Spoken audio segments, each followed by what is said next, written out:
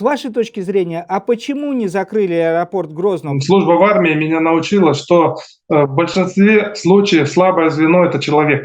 То есть если в Москве, там, в других центральных регионах России атаки действительно производятся уже достаточно давно, там это все действительно отработано. И что касается Грозного, мы помним, что атаки на Грозный-то начались сравнительно недавно. Ну, буквально там несколько недель назад, если не ошибаюсь. В вооруженных силах России воздушно-космические войска, там вообще, получается, 3 компонента собраны. А мы еще давайте не будем забывать о средствах ПВО, которые у нас войсковые, то есть те подчиняются сухопутному командованию и прикрывают конкретные объекты часто. И вот эта вот информация, она проходит достаточно плохо, и где-то она может, просто не пройти, то есть потеряться по дороге, забыли сообщить, не предупредили там тех и так далее. Понимаете, вот эти вещи, это, скорее всего, я думаю, что человеческий фактор, именно связанный с тем, что, Грозный-то обстреливать начали не так давно.